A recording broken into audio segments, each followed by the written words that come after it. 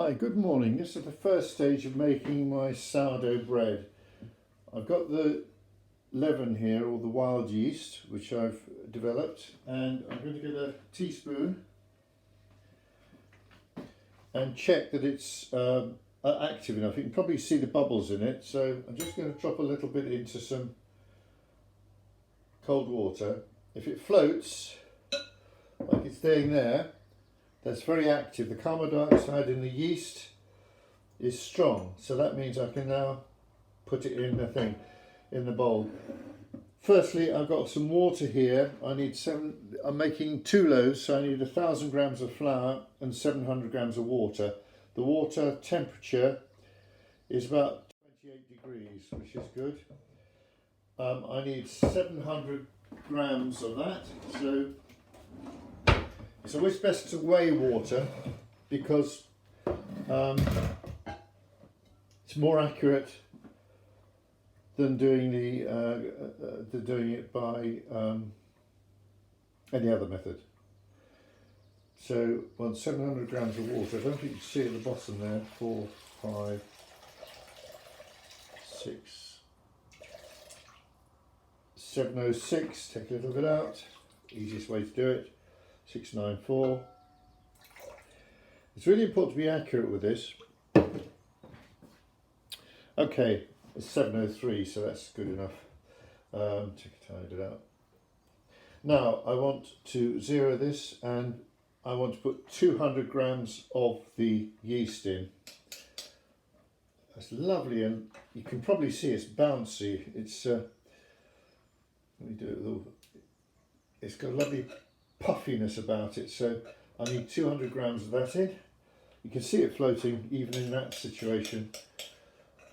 Another 30 grams, that's probably about right. That's good. Right, next step is to mix it in. Now I'm going to use a whisk because I've added boiled water to the cold water, and boiled water is not very well oxygenated. It gets deoxygenated when it boils. So I just want to get some more oxygen in the mixture by whisking it. Right, now I've got my own home milled wholemeal flour. I'm going to put 100 grams of that in.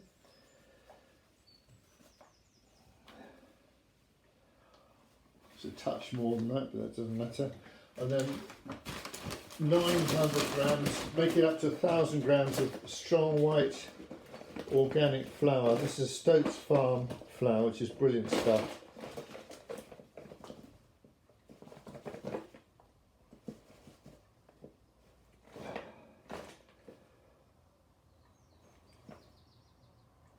There we go, 1,000 grams exactly.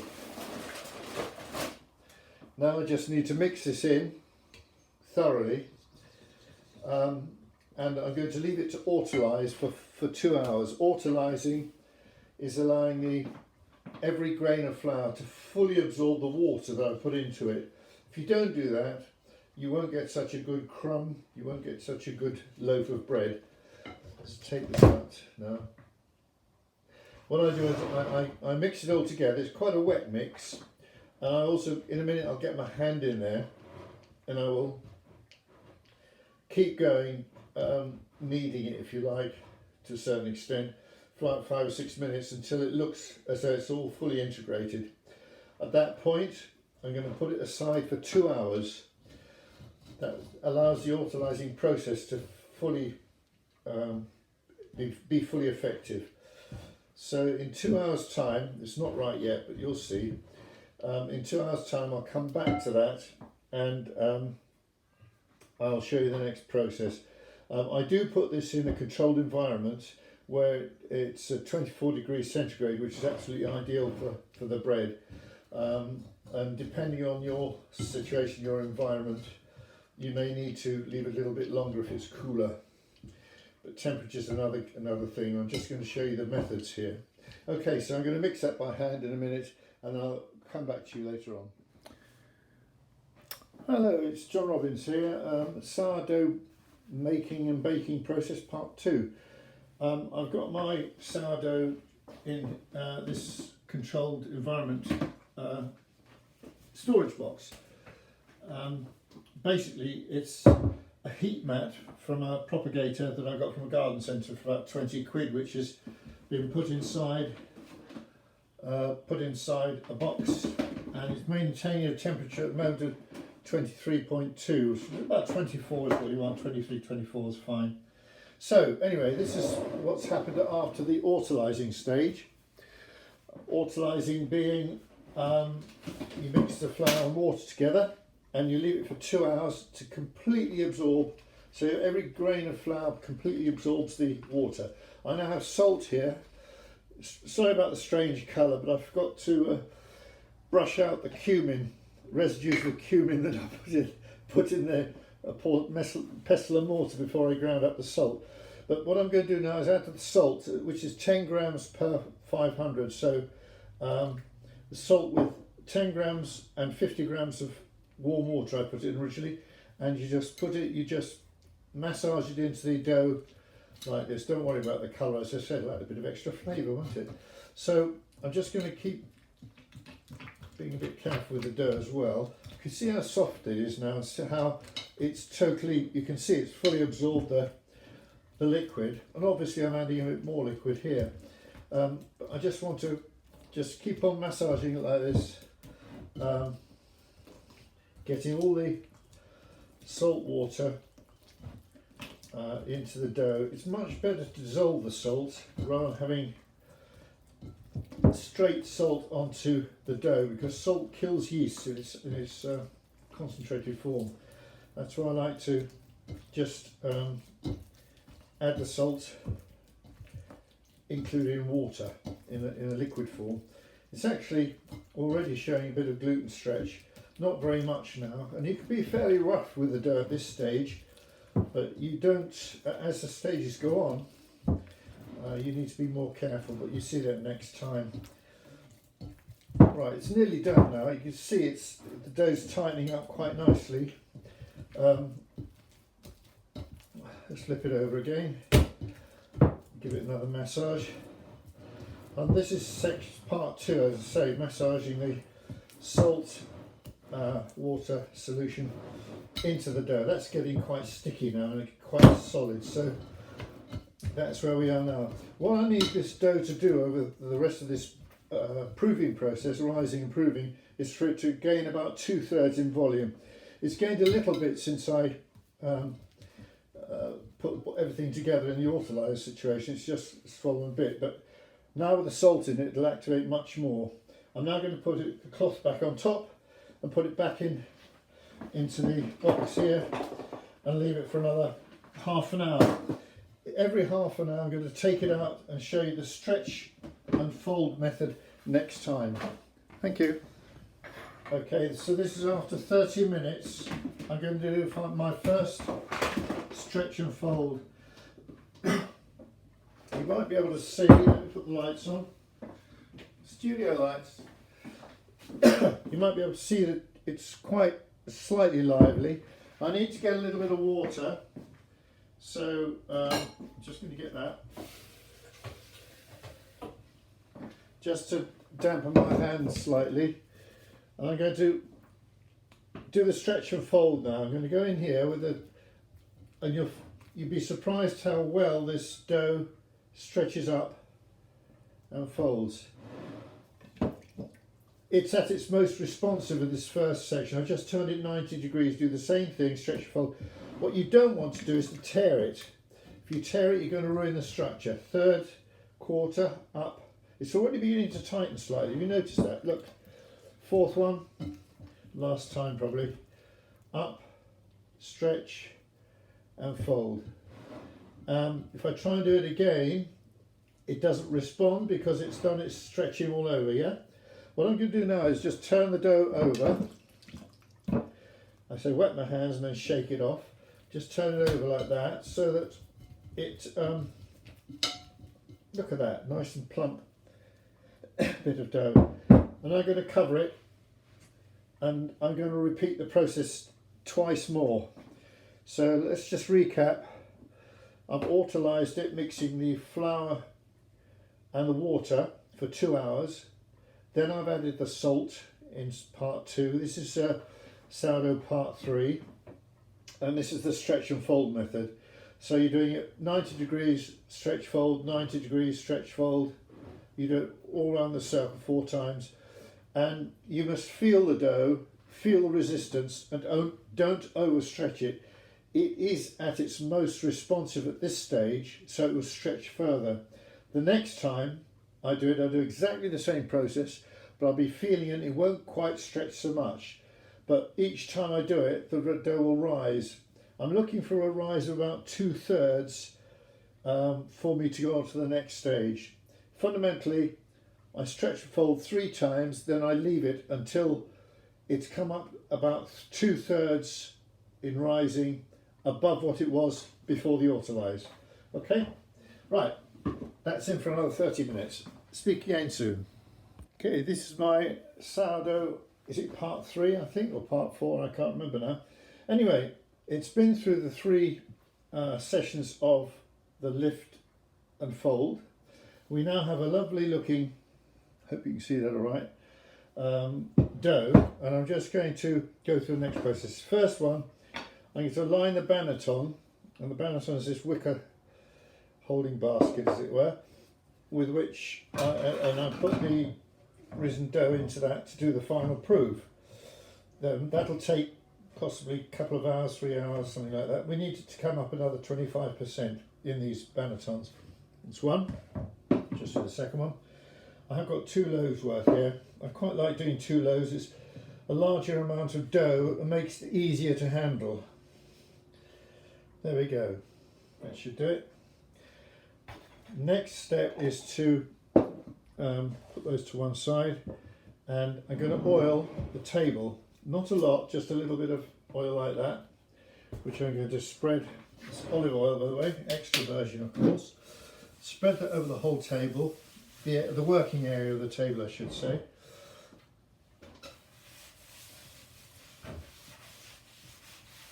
There we go. And that enables the bread, stops the dough sticking on the table, but also enables me to work with it effectively. The first thing I'm going to do, just oil my hands a bit more, and take the dough. I'm going to go around the edge, just loosening it a little bit more, just so it doesn't stick, it falls out cleanly, as it were. That's what I'm looking for, hopefully. Right, now I'm just going to whip it up and over. I'm going to let the weight, I can feel the weight going as it lands on the table, and quite let it go that quite gently. There we go, it's gone now. So there is my dough. Does that not look rather splendid piece of dough? I'm now just going to get this in some sort of order to try and get it into. I'm going to cut it into 2 halves. Use my cutter. So I've got to judge it about. It looks about right.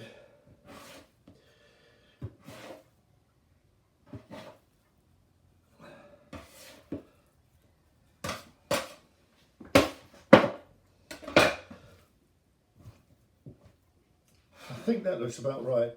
Okay, just oil my hands a little bit more. What I'm going to do is to gently stretch. I don't want to knock the air out of it, so I've got to be careful with this. Just stretch the dough and pull it in just a little bit into, and then just whip that over so it's turned over now. Now what you see here is going to be the crust, the top of the loaf, and the idea now is to try and pull it back so there's a bit of resistance on the table and strengthen the crust on the top. Can you see that? See how that's changing?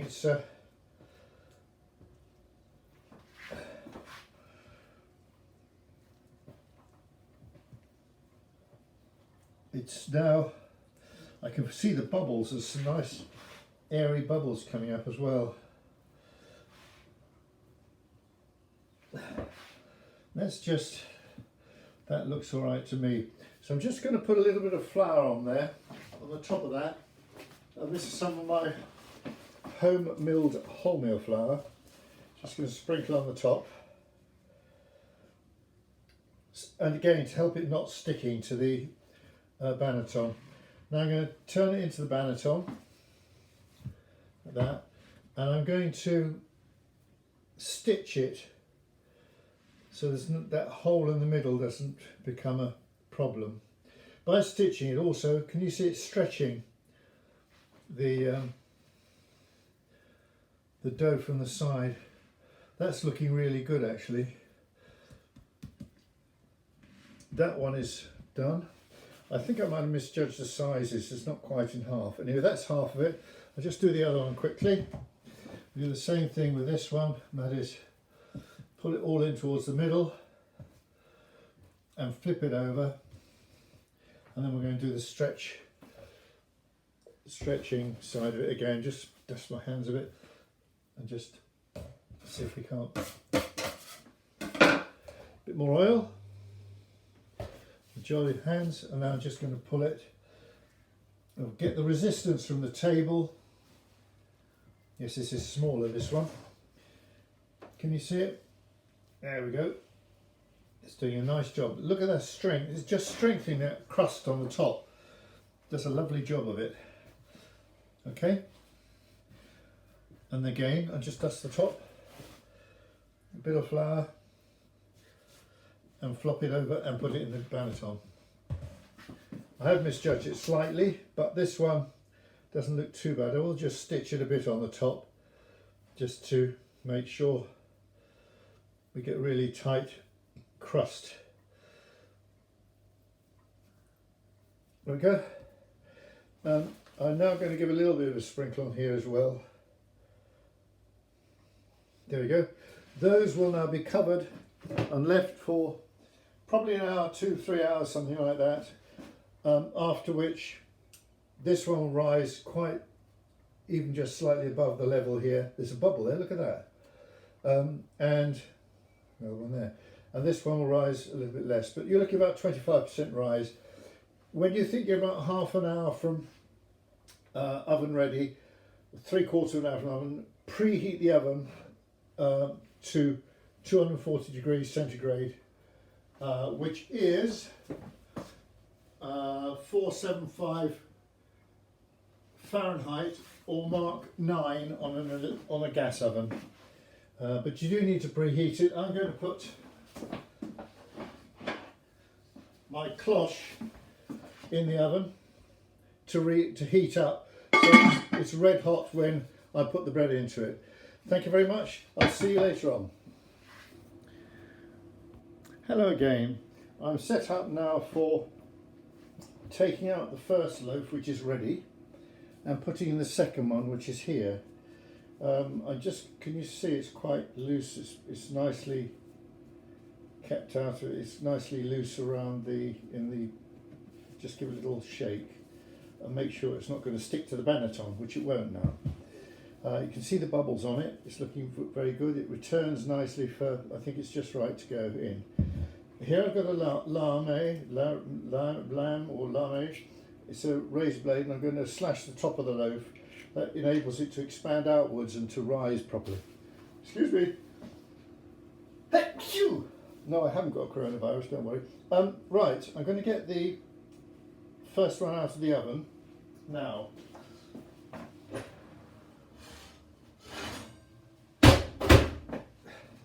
Here it is. Look at that. That looks fantastic. I'm going to put that here. If I tap the bottom of it, that's perfect. Look at that. Isn't that beautiful? Right, and the next one goes straight in. I'm going to tip it in, lift this off, slash the top of it with 45-degree angles. 1, 2, 3. That's not quite enough. And then a little bit in the middle. And I'm going to put the lid on it. The lid's only just come out of the oven, so it's still piping hot. That goes on there. That's your Dutch oven, and it's already cooking. I'm just going to open the oven door and put it in. I turn the oven up, as I said, to 240. Now it goes in, and I turn the oven down to 180 for the final, don't know if you can see me or not, hello. I turn it down to 180 for the final, for the cooking. It stays in there for 1 hour at 180. Then I take the lid off and put that out of the oven and leave it to brown as much as I want. I like quite a dark crust. It just gives I think a nicer quality loaf. And just so you know what it does look like inside, this is the end of the loaf which I've just finished. You see it's similar colour, and you can see it's got a nice structure to it, nice crumb to it, and that is absolutely delicious. It lasts for at least a week, if not more. If you put it in the fridge, it'll probably last up to 2 weeks, which most bread doesn't. And remember, sourdough has 3 ingredients: flour, salt and water. My wild yeast, originally about 7 years ago, it's been going for 7 years, was made out of flour and water with about a couple of teaspoonfuls of local unpasteurized honey, because I thought that would have all the yeasts around the area. It made a lovely starter, and that's in the fridge now, and it's lasted for 7 years and should last for as long as I want it to. I will pass it down to my sons and they can fight over it. Anyway, I hope you've enjoyed watching this. I'm now feeling really hungry, so if you're going to make sourdough, good luck.